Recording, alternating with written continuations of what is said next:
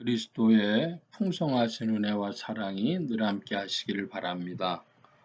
오늘 이 아침에는 시편 128편 1절로 6절까지의 말씀을 잠시 살펴보려고 합니다.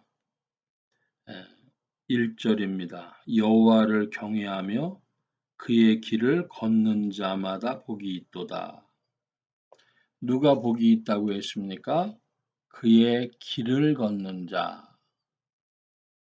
이 128편 시편도 성전에 올라가는 노래인데 우리가 하나님 앞에 어떻게 믿음을 내야 하는가, 그런 시편이라고 할 수 있습니다.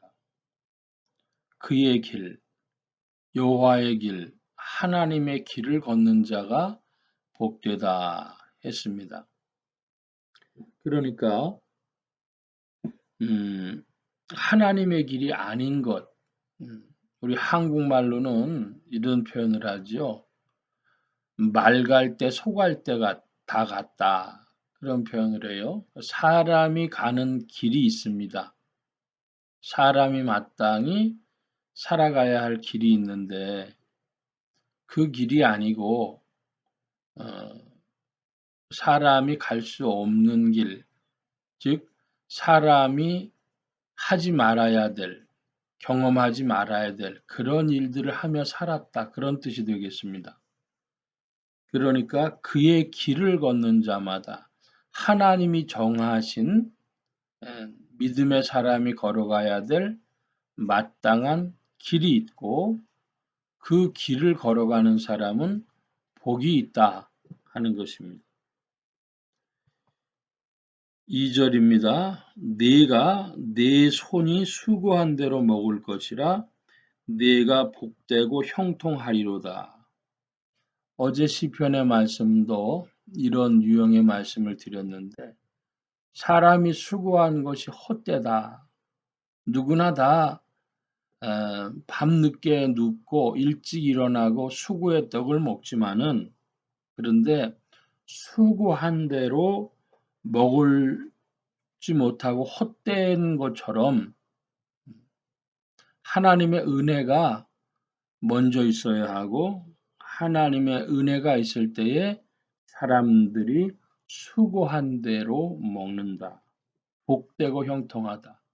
이게 사람의 유형을 보면 하나님의 은혜를 따라 수고한 대로 먹는 사람이 있고 어떤 사람은 수고는 하였으나 그 수고한 대로 먹지 못하는 사람이 있고 어떤 사람은 수고도 하지 않고 먹으려고 하는 사람이 있습니다. 이걸 보고 우리말로는 땀을 흘리지 않는 자들, 불안당이라고 부르죠. 그러니까 사람들이 은혜로 된다 그러는데 그 은혜로 된다고 할 때에 수고하지 않고 먹을 것처럼 생각을 해요. 그것이 아니고 지상에서 사람들이 다 수고하나 하나님의 은혜로 인해서 이루어지는 것입니다. 모든 영광을 하나님께 돌리지만 일하고 수고하는 것은 지상에서 인생들이 부지런히 열심히 해야 될 일입니다. 계속해서 봅니다. 3절 네 집 안방에 있는 네 아내는 결실한 포도나무 같으며 네 식탁에 둘러앉은 자식들은 어린 감람나무 같으리로다. 여호와를 경외하는 자는 이같이 복을 얻으리로다. 이것은 하나님께서 배우자와 자식에게 복을 주시겠다 그런 표현이죠. 안정된 가정을 주시겠다 그런 말씀이죠. 그러므로 하나님의 뜻대로 하는 자는 이같이 복을 얻으리로다. 이 사람들이 참 많이 바라는 것 같아요. 안정된 가정, 또 그리고 열심히 수고하면 복을 누리는 것, 수고의 떡을 먹을 수 있는 것, 이런 것들인데 이것들이 인생들에게 수히 허락된 것이 아닙니다. 왜 그렇습니까? 창세기 말씀처럼 죄로 말미암은 저주 가운데 있는 이 세상에는 가시와 엉겅퀴가 많아서 흔히 성경학자들은 가시는 사람들의 찌름이라고 합니다. 사람들과의 갈등. 엉겅퀴는 무엇입니까? 일이 잘 안 되는 거예요. 농사를 지으려면 씨를 뿌리기가 쉽고 거두기가 쉬워야 되는데 엉겅퀴가 있으니 씨를 뿌리기도 어렵고 거두기도 어렵고 그러니까 환경이 일하는데 환경이 자꾸만 막힌다는 것입니다. 열심히 해도 결과가 안 나는 것이죠. 수고했으나 그 수고의 떡을 먹지 못하는 것과 같죠. 그러므로 지금 4절까지의 말씀에 보면 이와 같이 복을 받으리로다의 큰 전제는 그의 길을 걷는 자마다 여호와를 경외하며 그의 길을 걷는 자마다 복이 있도다. 하나님의 길을 하나님이 원하시는 뜻을 행하며 살아가는 자에게 하나님이 이렇게 복을 주시겠다 하시는 말씀입니다. 5절에 여호와께서 시온에서 내게 복을 주실지어다. 너는 평생에 예루살렘의 번영을 보며 내 자식의 자식을 볼지어다. 이스라엘에게 평강이 있을지로다. 5절의 말씀에 보면 하나님이 시온에서 복을 주신다고 합니다. 시온이라고 하는 것은 그냥 산이다 이런 뜻하고 같은데요. 그 시온 산맥이라고 이스라엘의 동쪽을 남북으로 가로지르는 우리 한국으로 보면 태백산맥과 같은 등줄기 같은 산맥이 있습니다. 시온 산맥이라고 하고 이제 시온 산이라고 하면 예루살렘 주위에 있는 산을 시온산이라고 그렇게 부릅니다. 자, 그러니까 시온에서 복을 주신다 하는 것은 우리 신약으로 보자면 믿음의 땅이라는 거예요. 믿음의 땅에서. 이 시온과 예루살렘은 사실상 같은 것이라고 할 수 있는데 시온에서 복을 주시고 평생의 예루살렘의 번영을 보게 해주시겠다.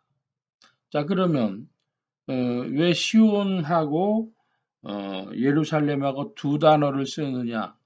자, 우리나라로 쳐보겠습니다. 우리나라의 전라도 지역을 호남, 경상도 지역을 영남 이렇게 부르죠. 그러면 영남에서 혹은 경상도에서 이게 같은 말입니까? 다른 말입니까? 그것과 비슷한 것입니다. 자, 그런데 이제 중요한 것은 예루살렘의 번영을 보며 하는 것이 중요합니다. 예루살렘의 번영. 이 예루살렘의 번영을 위해서 하나님 앞에 믿음 있는 이들은 이 예루살렘에 헌신하고 충성하는 것이죠. 이스라엘 사람들로는 이스라엘 국가에 열심을 내고 충성하는 것입니다. 자, 그런데 예루살렘이 이스라엘이 유대 나라가 하나님 앞에 충성되지 못할 때 예루살렘은 어찌해야 되는 것입니까? 예루살렘의 번영과 멸망이라고 하는 것이 있을 때 예루살렘에 사는 사람들이 예루살렘에 사는 왕과 지도층들이 하나님의 길을 걷지 않을 때 예루살렘이 어찌 돼야 마땅하냐는 것입니다. 예루살렘에서 예수님이 십자가 지러 가실 때에 여인들이 울며 따랐습니다. 그 여인들에게 나를 위하여 울지 말고 예루살렘을 위해서 울라 하셨고 예수님이 예루살렘을 쳐다보시면서 하신 말씀이 어미닭이 병아리를 모음처럼 너를 불렀는데 너는 왜 이렇게 불순종하느냐 하는 말씀을 하셨습니다. 그래서 예루살렘이 이제 번영이 하는 멸망을 당하게 되죠. 구체적으로 AD 70년에 예루살렘이 멸망당하게 돼서 돌 위에 돌 하나가 남지 않고 멸망을 당했습니다. 자, 그런데 오늘 신약의 시대에선 이 말씀을 무엇으로 봐야 할 것입니까? 우리 신앙의 중심, 시온이나 예루살렘이라고 하는 것은 그리스도의 몸된 교회, 성도들의 신앙처인 교회인데 그 교회가 주 안에서 어, 번영해야 하겠습니다. 교회가 힘을 얻어가야 되겠습니다. 그 일에 성도들이 충성을 해야 되겠습니다. 그런데 문제는 그의 길을 걸을 때 그리스도께서 원하시는 일을 할 때 해야 되는데 이 지상에 무슨 일이 있냐 하면은 음, 교회가 그리스도의 뜻을 떠나서 음, 지탄받을 일들을 많이 할 수 있습니다. 지상의 교회에는. 그것이 중세의 천주교회가 넘치는 권력으로 보여줬던 일들이 그런 것이죠. 중세의 교황들이 했던 일들이나 하는 것을 볼 때, 아, 그 돈이 있고 권력이 있으면 그렇구나 하는 걸 보여줍니다. 오늘날도 우리 한국 교회로 좁혀서 말하든 혹은 미국 교회 같은 교회를 합해서 말하든지 간에 어디나 아, 사람들이 많이 모여서 힘이 되고 권력이 되고 돈이 많은 곳에는 부패 문제가 있어서 추문이 끊이지 않습니다.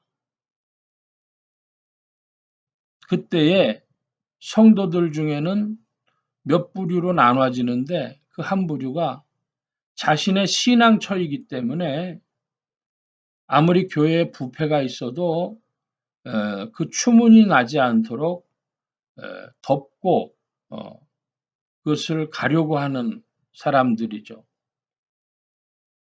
또 한 부류는 교회 추문에 대해서 많이 비판적이고 그것을 세상에 드러내고 하는 일인데 저는 사실 어느 것이 옳은지 모르겠습니다.